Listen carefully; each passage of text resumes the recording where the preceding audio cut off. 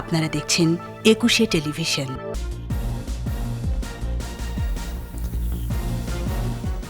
ভ্যাকসিনের জন্য ভারতকে তাগাদা, রাশিয়া চীনে টিকা উৎপাদনের অনুমোদন, দেশে একদিনে ৭৭ জনের মৃত্যু। মহামারী করোনায় অর্ধশত চামড়াজাত পণ্যের কারখানা বন্ধ, কমেছে রপ্তানি, প্রণোদনার দাবি উদ্যোক্তাদের। করোনা শেষ হয়নি, বরং দ্রুত গতিতে বাড়ছে, সতর্ক করল বিশ্ব স্বাস্থ্য সংস্থা। সিরিজের শেষ টেস্টে আজ শ্রীলঙ্কার মুখোমুখি বাংলাদেশ, জয় নিয়ে দেশে ফিরতে চায় টাইগাররা।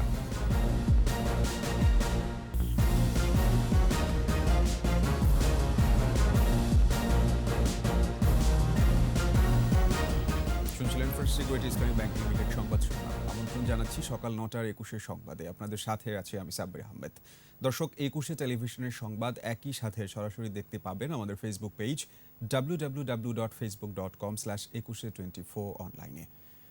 লকডাউনের কারণে সংক্রমণ কমলেও সবসময় লকডাউন দেওয়া যাবে না বলে জানিয়েছেন স্বাস্থ্যমন্ত্রী জাহিদ মালেক।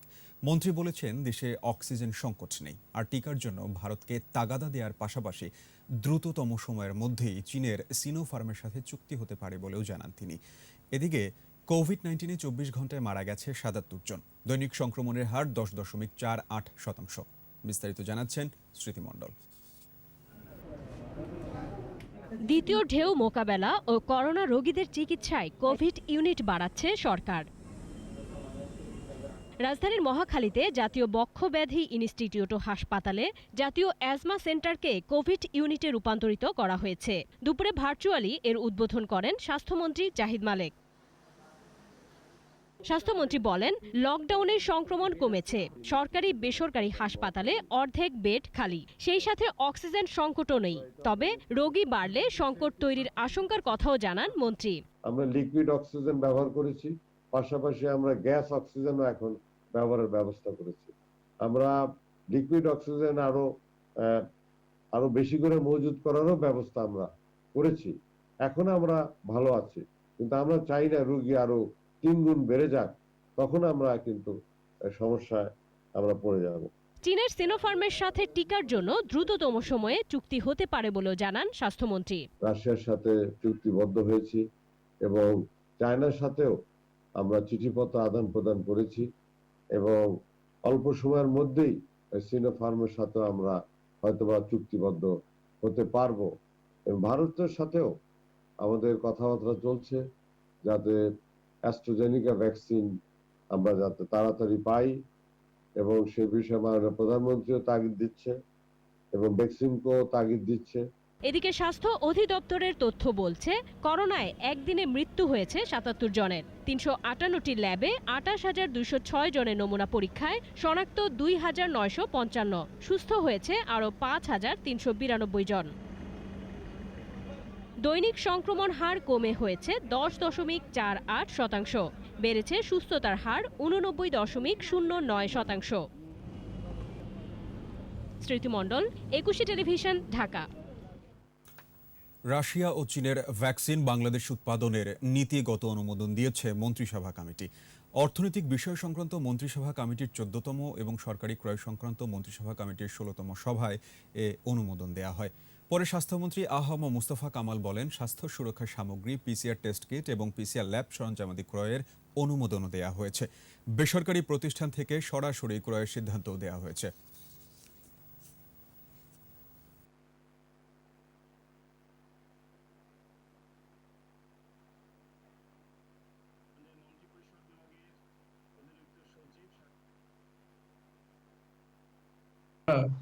মেসেজে দুইটা প্রস্তাবনা ছিল। একটি হচ্ছে আমাদের ভ্যাকসিন কেনা, ভ্যাকসিন আমাদেরকে বিকল্প সোর্স থেকেও আমাদের চেষ্টা করতে হবে। ইট ডাজ নট মিন যে আমাদের প্রথম যে সোর্স ছিল এটা বাতিল হয়ে গেছে, না, ইটস নট দ্যাট। প্রথম সোর্সটিও আমরা পার্সু করে যাচ্ছি। এখন আমরা বিকল্প হিসেবে, আমি আমাদেরকে আগেও বলেছিলাম, বিকল্প হিসেবে আমাদের মাথায় সবসময় রাখতে হবে। এখন বিকল্প হিসেবে আমরা রাশিয়ান স্পুটনিক আর চায়নার সাইনোফার্ম, যেটা আমরা সাইনোভ্যাক হিসেবে জানি, এই দুটি দেশ এবং এই দেশের সংশ্লিষ্ট সংস্থা যারা আছে তাদের সাথে আলোচনা চলছে আমাদের এই বিষয়ে ব্যবস্থা নেওয়ার জন্য। দেশ জুড়ে চলছে লকডাউন। শুধু গণপরিবহন ছাড়া সব ধরনের যানবাহন অবাধে চলাচল করছে সড়কে। খুলেছে মার্কেট, শপিং মল সহ দোকানপাট, তবে স্বাস্থ্যবিধি মানছে না বেশিরভাগ মানুষ। রাজধানীর কারওয়ান বাজার থেকে লকডাউনের খবর জানাচ্ছেন সাইদুল ইসলাম। দর্শক, ঠিক এই মুহূর্তে আমরা দাঁড়িয়ে আছি রাজধানীর অন্যতম ব্যস্ত একটি এলাকা, রাজধানীর কারওয়ান বাজার এলাকায়।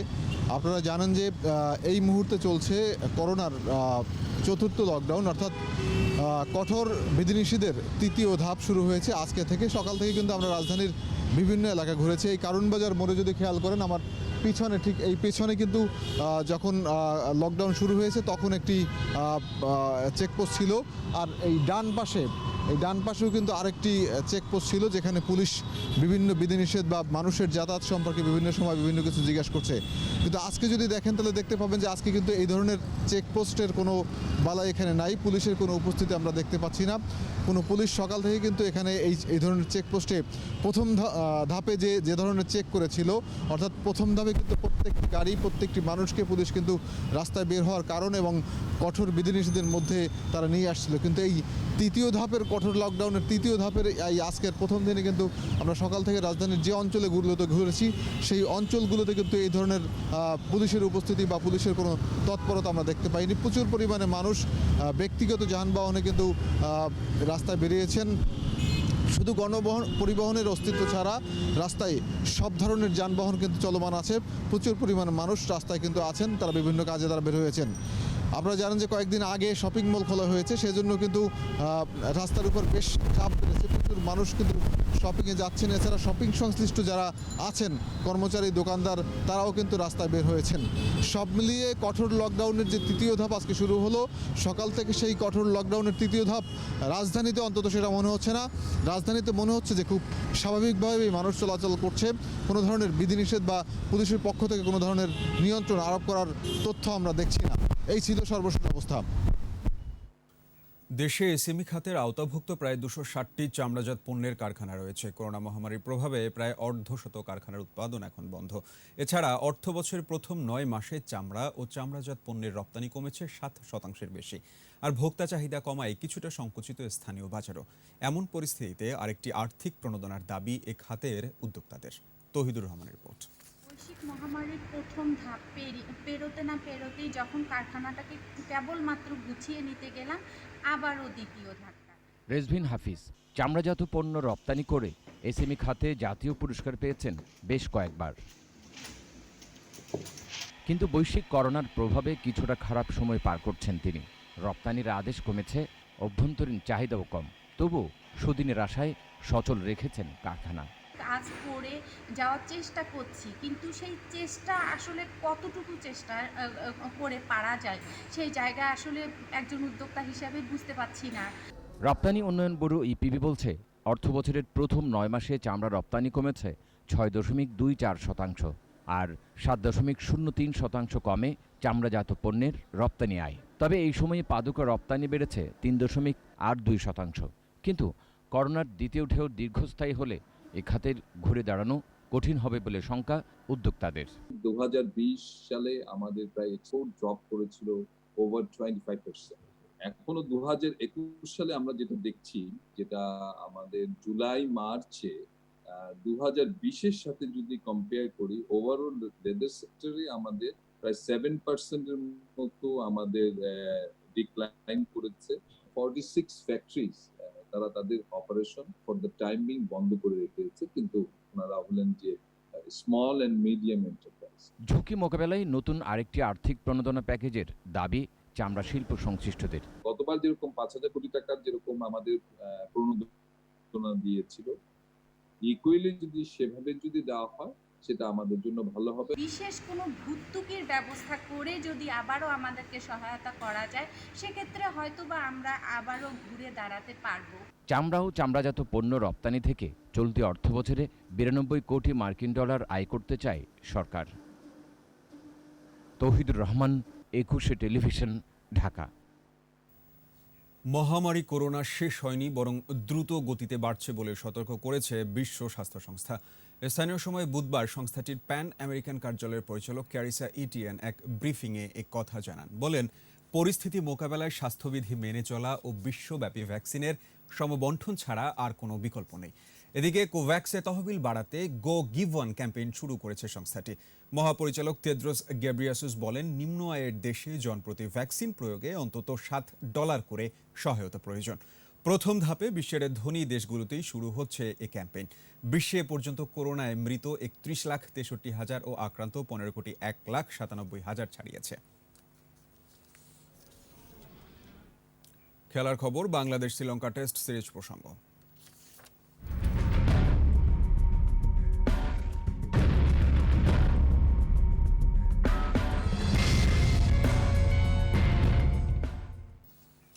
ক্যান্ডির পাল্লেকেলেতে সিরিজের দ্বিতীয় শেষ টেস্টে আজ শ্রীলঙ্কার মুখোমুখি হচ্ছে বাংলাদেশ। ম্যাচটি শুরু হবে সকাল 10:30টায়।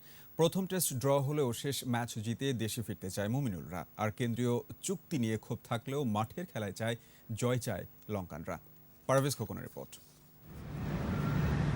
ক্যান্ডিতে সিরিজের প্রথম টেস্টই জেতেনি কেউই। ড্র টেস্টে বাংলাদেশের অর্জন একেবারে কম নয়। দুঃসময় কাটিয়ে নিজেদের টেস্ট সামর্থ্য প্রমাণে স্বস্তির দলের চোখে মুখে। দুই টেস্টের মাঝে সময় কম, তাই মানসিক প্রস্তুতিটা নিয়ে রেখেছে শান্ত লিটনরা। প্রথম টেস্টে টাইগার বোলারদের শেষ পর্যন্ত ক্লান্তিহীন বোলিং এবং ফিল্ডিংয়েও হাল না ছাড়ার মানসিকতা আশাবাদী করছে বাংলাদেশ দলের প্রধান কোচ রাসেল ডোমিঙ্গোকে। Definitely have ambitions of winning a series. We know it will be a massive achievement for Bangladesh to try and win a series in Sri Lanka. Set ourselves a goal at trying to win a series away from home. So that's definitely something that we want to try and achieve over the next 5 days. মাঠে wicket যেমনই হোক, সেটি দুই দলের জন্য একই হবে। জিততে হলে পার্থক্য গড়তে হবে মাঠের পারফরম্যান্সে। দ্বিতীয় টেস্টেও আগের ম্যাচের স্কোয়াডই রেখেছে বাংলাদেশ দল। নিজেদের মাঠে পরিচিতি কন্ডিশনে শেষ ম্যাচ জিততে চায় লঙ্কানরা। কেন্দ্রীয় চুক্তিতে বেতন কমে যাওয়ার ক্ষোভ আছে, তারপরও জয়ের জন্যই মাঠে নামবে করুণারত্নের দল। পারভেজ খোকন, 21 টেলিভিশন। নিচ্ছি প্রিমিয়ার ব্যাংক লিমিটেড সংবাদ বিরতি। নো মাস্ক নো সার্ভিস বিধি মেনে চলুন, সুস্থ থাকুন। যখন ফিরছে তখন অন্যান্য খবরের সঙ্গে আরও যা থাকবে। ক্রেতা শূন্য নরসিংদীর শেখেরচর বাবুরহাট কাপড়ের বাজার, ব্যবসায়ীদের কপালে দুশ্চিন্তার ভাঁজ। আমন্ত্রণ আবার সকাল 9:21 সময়। করোনা পরিস্থিতিতে মধ্য রমজানেও ক্রেতা শূন্য দেশীয় কাপড়ের সবচেয়ে বড় পাইকারি বাজার নরসিংদীর শেখেরচর বাবুরহাট। ঈদ সামনে রেখে এত দিনে বেচা বিক্রি শেষ হয়ে যাওয়ার কথা থাকলেও এবার পরিস্থিতি ভিন্ন।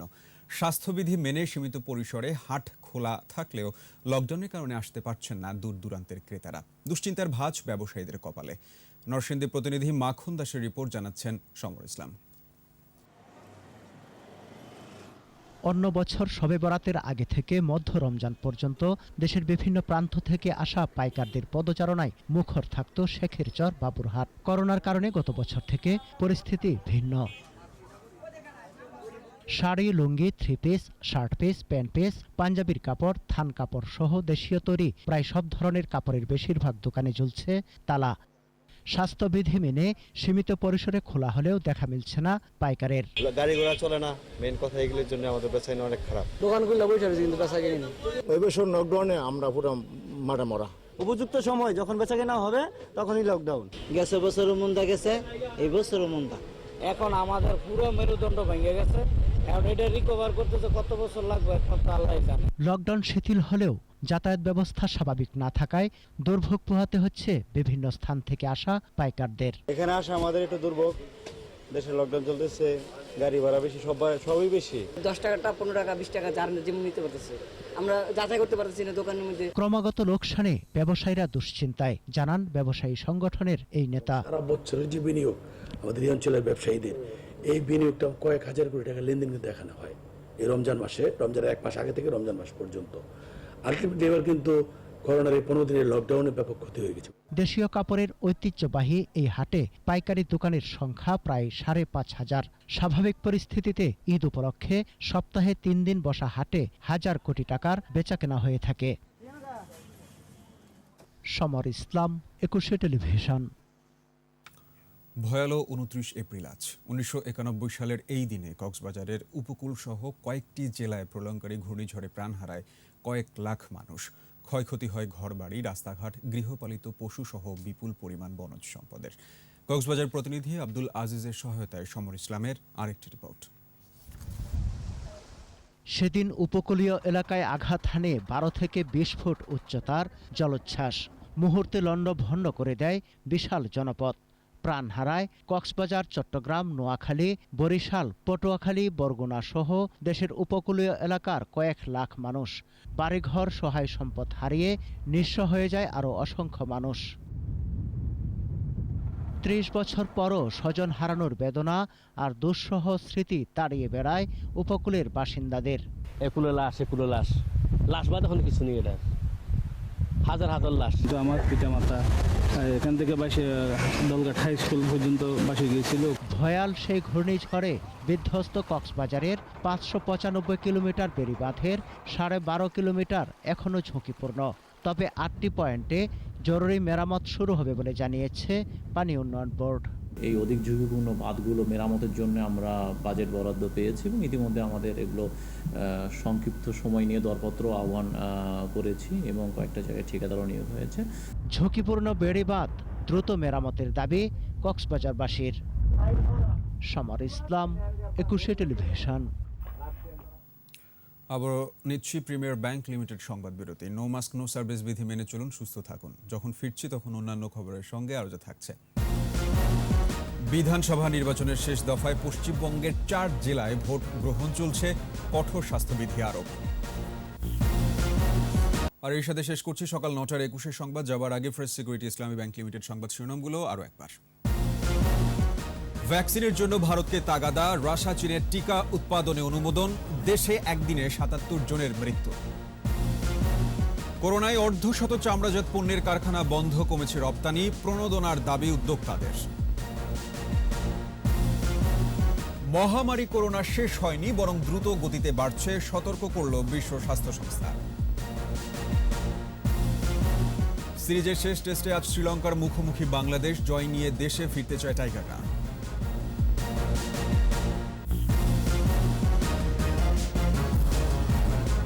দর্শক, সর্বশেষ খবর জানতে ডায়াল করুন 202 নম্বরে আর ভিজিট করুন 21-tv.com এই ওয়েবসাইটে। এছাড়া ফেসবুকে ভিজিট করতে পারেন facebook.com/2124 অনলাইনে। এতক্ষণ সাথে থাকার জন্য আপনাদের সবাইকে ধন্যবাদ। আমাদের পরবর্তী সংবাদ বেলা 5টায় দেখার আমন্ত্রণ রইল। স্বাস্থ্যবিধি মেনে চলুন, সুস্থ থাকুন আর সাথী থাকুন 21।